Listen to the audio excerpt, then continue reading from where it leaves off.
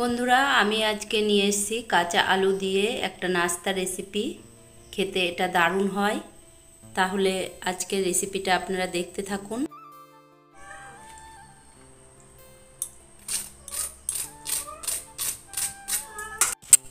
বন্ধুরা, কেমন খাস্তা হয়েছে আপনাদের তো আওয়াজেই আমি দেখিয়ে দিয়েছি। এবার ভেঙেও দেখাচ্ছি, দেখুন কত সুন্দর হয়েছে। তাহলে রেসিপিটা শুরু করা যাক।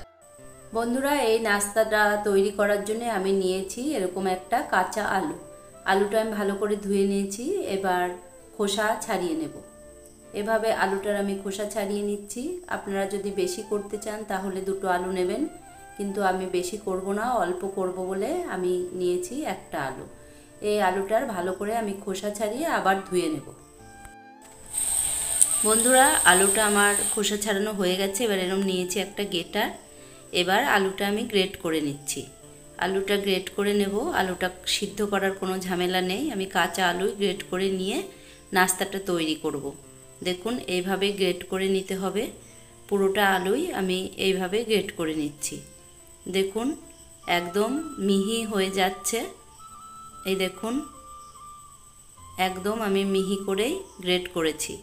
এবার দেখুন, পুরোটাই আমার গ্রেট করা হয়ে গেছে। এবার আমি জলে এগুলোকে ধুয়ে নেব। যতক্ষণ পরিষ্কার না হচ্ছে ততক্ষণ আমি এই আলুটা বারবার জল পাল্টিয়ে ধুয়ে নেব।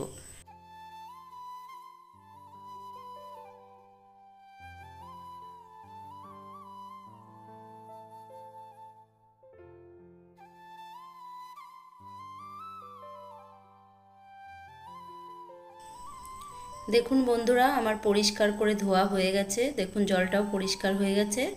এবার আমি আলুগুলোকে ছেঁকে একটা প্লেটে তুলে নিচ্ছি। এভাবে চিপে চিপে একটা প্লেটে তুলে আমি রেখে দেব।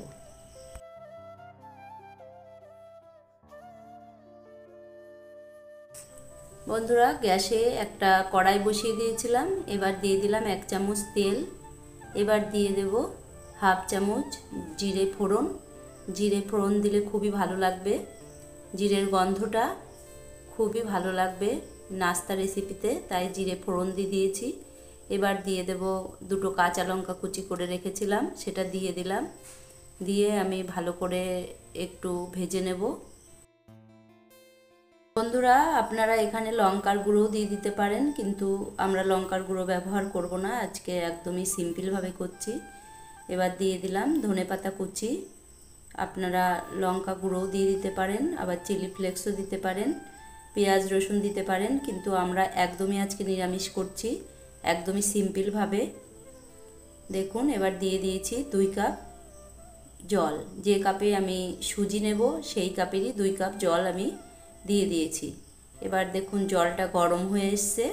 এবার দিয়ে দিচ্ছি 1 চামচ লবণ। লবণটা আপনাদের স্বাদ মতোই আপনারা দেবেন।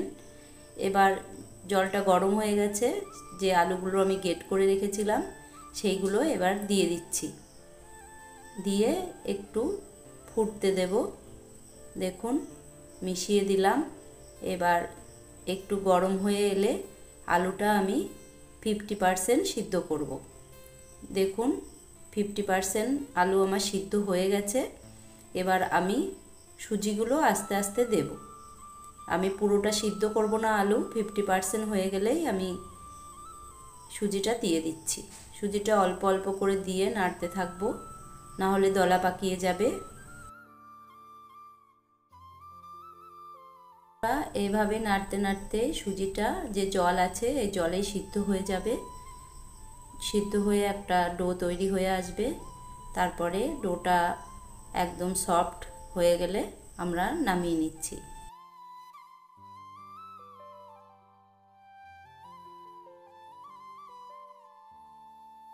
বন্ধুরা, এইভাবেই একভাবে নেড়ে যেতে হবে, না হলে নিচেই লেগে যাবে। এভাবেই আমি নেড়ে চেড়ে নেব।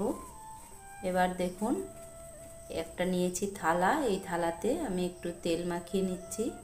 এইভাবে একটু তেল মাখিয়ে নেব, তাহলে যে ডোটা আমি এর ভেতরে বসাবো সেটা উঠবে না, তাই তেল লাগিয়ে নিলাম। এবার দেখুন, ওটা আমার তৈরি হয়ে গেছে ডোটা।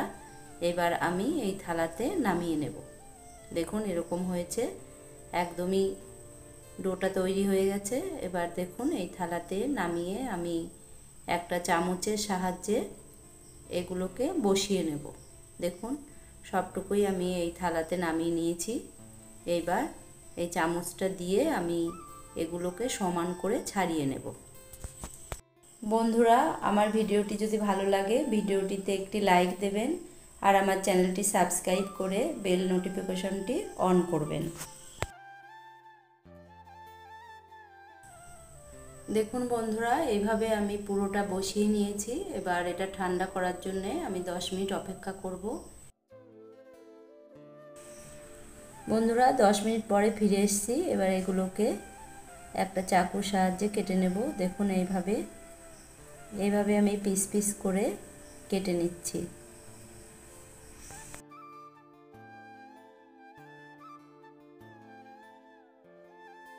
বন্ধুরা দেখুন কত সুন্দর হয়েছে, একদম জমাট হয়ে গেছে। দেখুন কত সুন্দর তৈরি হয়েছে।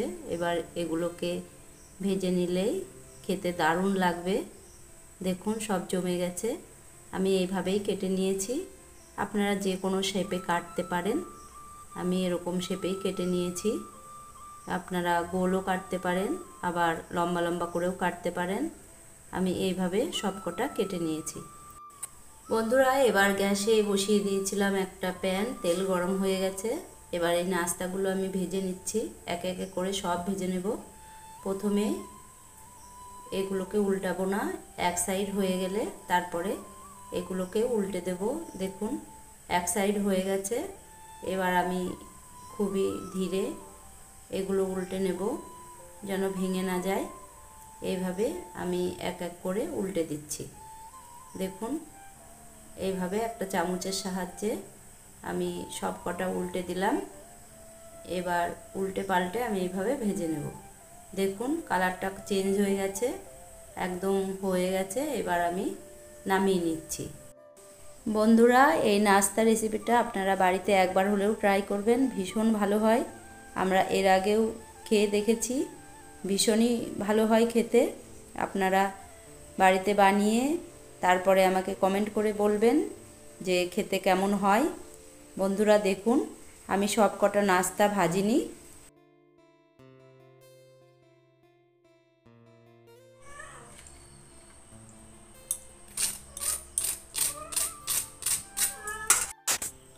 দেখলেন তো বন্ধুরা, আওয়াজটা শোনালাম কতটা ক্রিস্পি হয়েছে। এবার ভেঙেও দেখাচ্ছি। দেখুন ভেতরটা কত সুন্দর হয়েছে।